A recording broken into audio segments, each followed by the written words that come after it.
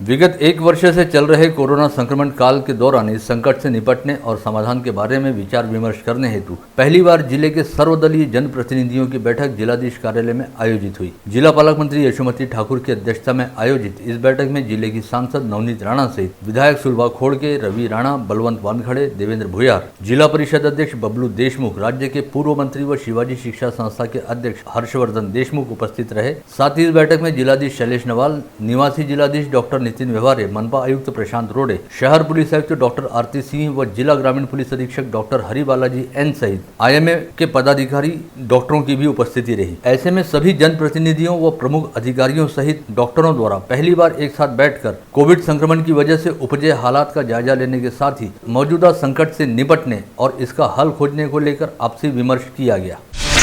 इस बैठक के दौरान जिले में कृत्रिम ऑक्सीजन की व्यवस्था करवाने हेतु सभी विधायकों ने उन्हें कोविड हेतु प्राप्त 1 करोड़ रुपए की निधि में से 20-20 लाख रुपए जिला प्रशासन को देने पर अपनी सहमति दर्शाई। ऐसे में अब 8 विधानसभा सदस्यों व 2 विधान परिषद सदस्यों की निधि से जिला प्रशासन के पास ऑक्सीजन प्लांट हेतु 2 करोड़ रुपए की निधि उपलब्ध हो जाएगी। इस बैठक में यह भी तय किया गया कि कोविड संक्रमण की वजह से मृत्यु हुए लोगों के शवों पर अंतिम संस्कार करने हेतु नागपुर हाईवे पर अमरावती शहर से 10 किलोमीटर की दूरी पर 10 एकड़ सरकारी जमीन पर अस्थायी स्मशान भूमि बनाई जाएगी, जहां पर गैस शवदाहिनी का भी इंतजाम किया जाएगा। साथ ही इस आपात बैठक में यह भी कहा गया कि इस समय सरकार द्वारा अत्यावश्यक सेवाओं को छोड़कर शेष सभी सरकारी कार्यालयों में महज 15% कर्मचारियों के साथ कामकाज करने का आदेश जारी किया गया है। वहीं कई सरकारी महकमे ऐसे भी हैं जहां पर कोरोना व लॉकडाउन काल के दौरान कोई खास काम नहीं है और वहां के सभी कर्मचारी खाली बैठे हैं। वहीं दूसरी ओर कोविड संबंधी कामकाज में मनुष्यबल का अभाव देखा जा रहा है और स्वास्थ्य सेवा के कर्मचारी लगातार 1 साल से काम करते हुए काफी हद तक थक गए हैं। ऐसे में अब अन्य विभागों के अधिकारियों व कर्मचारियों को कोविड संबंधी कामों में लगाया जाएगा। इस आपात बैठक के तुरंत बाद बुलाई गई पत्रवार्ता में बैठक का ब्यौरा देते हुए जिला पालक मंत्री यशोमती ठाकुर ने कहा कि इस समय परिस्थिति बेहद कठिन है और जिले में कहां पर क्या समस्या आ रही है यह जानने के लिए इस बैठक का आयोजन किया गया था, जिसके लिए सभी जनप्रतिनिधियों ने प्रशासन के जिम्मेदार अधिकारियों व आईएमए पदाधिकारियों के साथ मिलकर समस्या का समाधान ढूंढने पर विचार विमर्श किया। साथ ही पालक मंत्री यशोमती ठाकुर ने बताया कि अमरावती जिले में इस समय पर्याप्त बेड उपलब्ध है, फिर भी संक्रमितों की लगातार बढ़ती संख्या को देखते हुए बेड बढ़ाने के लिए आवश्यक प्रयास किए जा रहे हैं। इस समय रोजाना 16 से 17 टन कृत्रिम ऑक्सीजन की जरूरत पड़ रही है और हमें रोज केवल 10 से 12 टन ऑक्सीजन मिल रहा है। ऐसे में ऑक्सीजन का स्टॉक उपलब्ध कराने हेतु एफडीए से निरंतर संपर्क व संवाद जारी है। साथ ही रेमडेसिविर का भी पर्याप्त स्टॉक उपलब्ध कराने हेतु आवश्यक प्रयास किए जा रहे हैं। मागच्या जी महामारीचा जो फेज होता त्या फेजमध्ये आपण सगळ्यांनी खूप सहकार्य केलं, सगळ्यांनी वाफ रेग्युलरली घेतली, सगळ्यांनी एक सोशल डिस्टन्सिंग पाळलं, जे काय कोविडचे प्रोटोकॉल आहेत ते आपण पाळले। पण ह्या दुसऱ्या फेजमधल्या या परत जो स्पाइक आलेला आहे त्या स्पाइकमध्ये असं आढळतं आहे की आपण आपली काळजी स्वतःची काळजी घेत नाही आहोत। म्हणून आपल्या या अमरावती जिल्ह्यामध्ये आपण येत्या सोमवारपासून माझं आरोग्य माझी जबाबदारी त्याच्या अंतर्गत आपण स्टीम सप्ताह सुरू करतो आहे। तुम्ही प्रत्येकानं स्वतःची काळजी घेणं अतिशय गरजेचं आहे। बाहेरून आल्यानंतर आपण हात सगळं धुवून स्वच्छ स्वतःला करून मगच घराच्या आतमध्ये त्या ठिकाणी आपण जाणं अपेक्षित आहे। आपण एक सोशल डिस्टन्सचा जो विषय आहे तो अतिशय गांभीर्याने घेण्याची गरज आहे आणि आपण एक अंतरावर राहून आपण स्वतःचं स्वच्छता त्या ठिकाणी ठेवणं खूप गरजेचं आहे।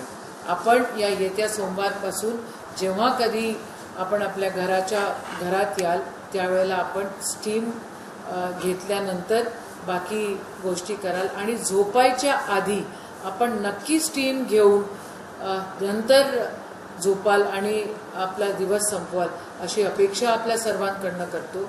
एक सामूहिकरित्या जर आपण हा कार्यक्रम घेतला तर जे काही प्रमाण या व्हायरसचं आहे ते प्रमाण लवकरात लवकर कमी होईल अशी अपेक्षा आम्ही सर्व आपल्याकडनं करतो आहे।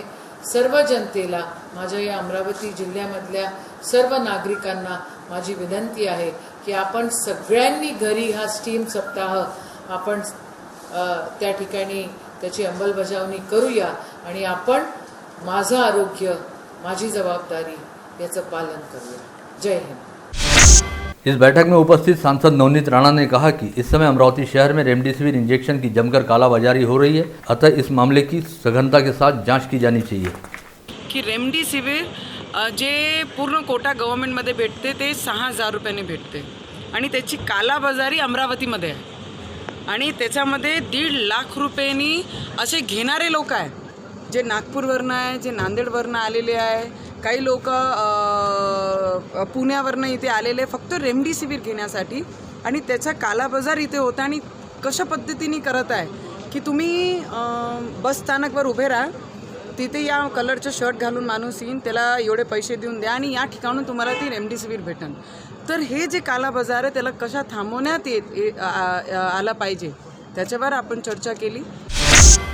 वहीं स्थानीय विधायक सुलभा खोड़के ने कहा कि कोविड संक्रमण की स्थिति को लेकर जिलाधीश के साथ ही आईएमए, इरविन व पीडीएमसी के डॉक्टरों के साथ लगातार बैठकों का दौर जारी है और हम युद्ध स्तर पर प्रयास कर रहे हैं ताकि हालात जल्द से जल्द सामान्य और नियंत्रित हो सकें। रेमडेसिविर जसे इंजेक्शन मिळत नाही आहे, ऑक्सिजनची कमी आहे, म्हणून आपण सर्वांनी घरातच राहावं, घरामध्ये राहून आपण सर्वांनी बाहेर जर गेलं तर सर्वांनी आपण गरम वाफ घेतली पाहिजे। रात्री झोपताना सुद्धा आपण त्या ठिकाणी गरम वाफेचा वापर केला पाहिजे।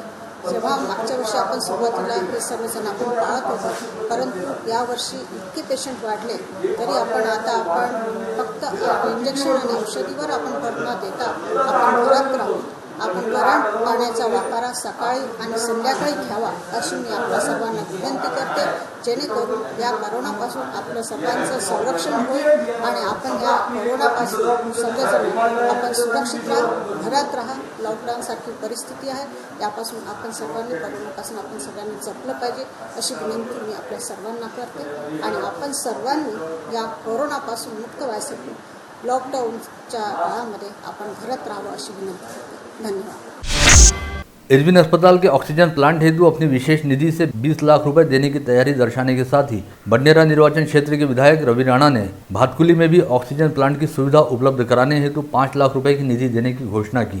कोविडचा जो आज प्रभाव वाढत चाललेला आहे, या प्रभावामुळं अनेकांचे जीव धोक्यामध्ये आहे आणि ऑक्सिजनचा पुरवठा करणं हे अत्यंत आवश्यक आहे। व्हेंटिलेटरचा पुरवठा होणं आवश्यक आहे।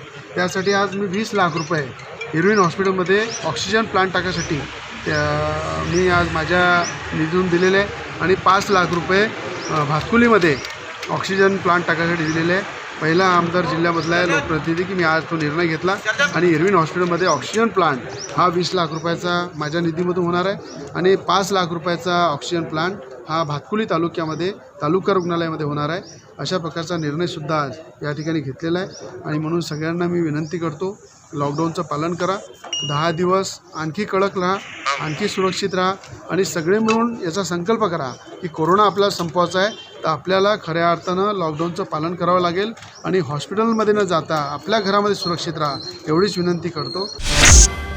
दरियापुर निर्वाचन क्षेत्र के विधायक बलवंत वानखड़े ने कहा कि उन्होंने अपने निर्वाचन क्षेत्र में कोविड हेतु प्राप्त विशेष निधि के जरिए कोविड सेंटर बनाने के साथ ही वहां पर तमाम आवश्यक प्रबंध भी उपलब्ध कराए हैं। संपूर्ण जिल्ह्यात एक स्टीम सप्ताह म्हणजेच वाफारा किंवा अन्य बाबी घरगुती बाबीचा उपाय करून जेणेकरून रोगप्रतिकारक शक्ती वाढेल अशा दृष्टिकोनातून आपण सर्वांनी जिल्ह्यातील सर्व जनतेने वागलं पाहिजे, ते आचरणात आणलं पाहिजे। ज्या काही बाबी आहेत सरकारनं घालून दिलेल्या त्या बाबी अंमलात आणल्या पाहिजेत असं आज पालकमंत्री महोदया यशोमतीताई ठाकूर आणि जिल्हाधिकारी शैलजी नवाल साहेब आणि आम्ही सर्वांनी हा संपूर्ण जिल्ह्यात स्टीम सप्ताह म्हणून आयोजित केलेला आहे। आपण संपूर्ण आठवड्याभर स्टीम घेऊन वागावं अशी सर्वांना विनम्र आवाहन करतो।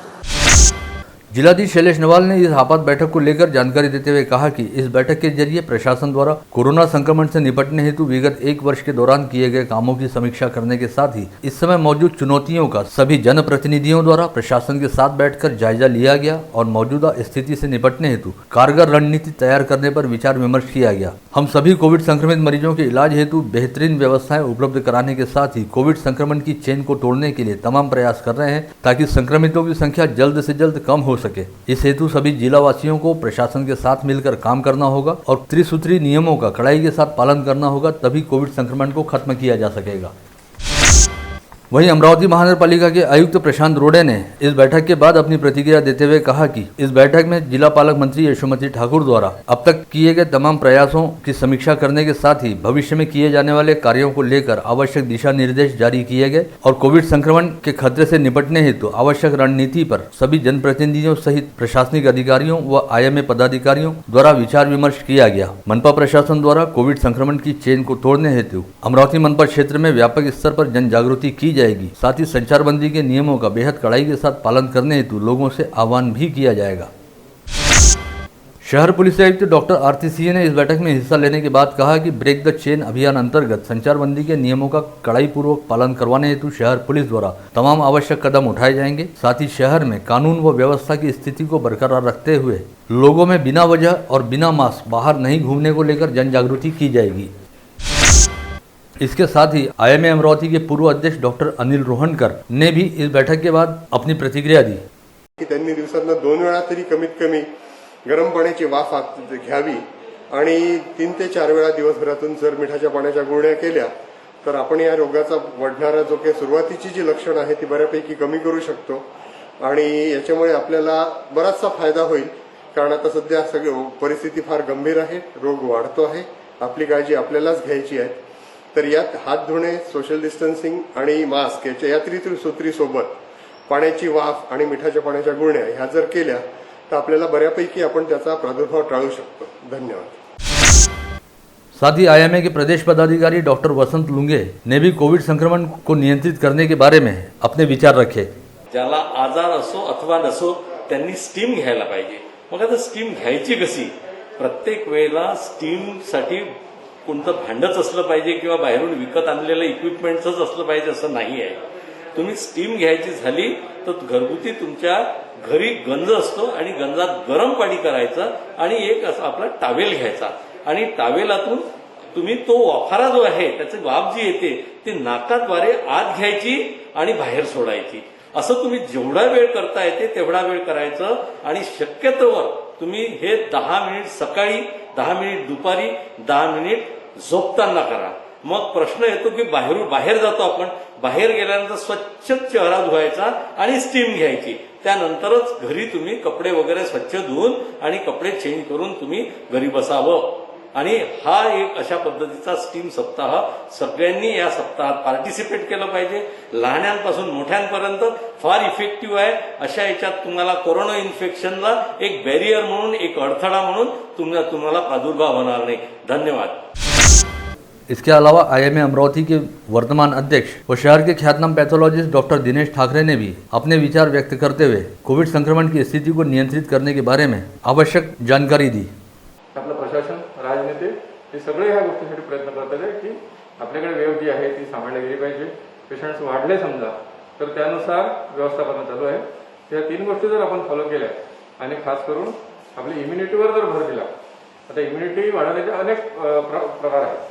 कोणाला स्टीम घेतल्याने चांगलं वाटते, कोणाला सकाळी व्यायाम केल्याने चांगलं वाटते, कोणाला प्राणायाम केल्याने चांगलं वाटते, अशा सगळ्या गोष्टी। कोणी हळदीचं दूध पिते, ज्या त्या गोष्टी तुम्हाला असं वाटते की त्यामुळे आपली रोगप्रतिकारक शक्ती वाढत असेल किंवा जे प्रॉपर तज्ज्ञ आहेत आपले आयुर्वेदिक डॉक्टर्स आहेत आणि जेवणाबद्दल किंवा डायटिशियन ज्याला म्हणतो आपण ते आपल्याला सांगतात, त्यानुसार फॉलो करून त्या सगळ्या पद्धतीने केन प्रकारे आपली इम्युनिटी कशी वाढेल यासाठी प्रयत्न केले पाहिजे आणि ह्या रोगाचा सामना केला पाहिजे। धन्यवाद। वहीं IMA अमरावती के सचिव तथा शहर के ख्यातनाम बाल रोग विशेषज्ञ डॉक्टर संदीप दानखड़े ने इस बैठक में हुए विचार विमर्श की जानकारी देने के साथ ही सभी शहरवासियों से कोविड त्रिसूत्री के नियमों का कड़ाई पूर्वक पालन करने का आह्वान किया की ज्या त्रिसूत्रीचं आपण पालन करायला पाहिजे। हात धुणे, मास्क वापरणे आणि सुरक्षित सगळ्यांमध्ये फिजिकल डिस्टन्स, सोशल डिस्टन्सिंगचं पालन करणे आणि यासोबतच वॅक्सिनेशन जसं जसं अवेलेबल होईल त्याप्रमाणे ज्यांना पॉसिबल आहे त्या सगळ्यांनी निश्चितप्रमाणे आपलं लसीकरण करून घेणे, या सगळ्या गोष्टींचं आपण पालन करायला पाहिजे। जे पण प्रशासनाद्वारे निर्बंध घातले जातात त्याचा कोणालाही त्रास व्हावे हा हेतू नसतो, तर केवळ त्याचं संक्रमण इतरांमध्ये पसरणं थांबावे हाच त्याचा हेतू असतो। तर त्याच्यामध्ये जर आपण सगळ्या नागरिकांनी आपली जबाबदारीचं नीट पालन केलं, आपल्या घरापासून, आपल्या स्वतःपासून जर सुरुवात केली तर निश्चितच आपण या संकटावर सामूहिकरित्या मात करू शकू। तर यानंतर पुन्हा एकदा मी सगळ्यांना अपील करतो की आपण त्रिसूत्रीचं पालन करावं, प्रशासनावर विश्वास ठेवावा आणि डॉक्टरांना सल्ला देऊन एखादा गंभीर रुग्ण जेव्हा असतो तेव्हा नातेवाईकांकडून आग्रह केला जातो आणखीन काय करता येईल, आणखीन काय करता येईल, आणि मग तेव्हा त्यांच्याकडून विचारणे केला जाते की आम्हाला रेमडेसिवीर लिहून द्या, आम्ही ते आणण्याचा प्रयत्न करतो. असं करण्याऐवजी त्याची खरंच गरज आहे की नाही याचा निर्णय डॉक्टरांना घेऊन द्या. धन्यवाद.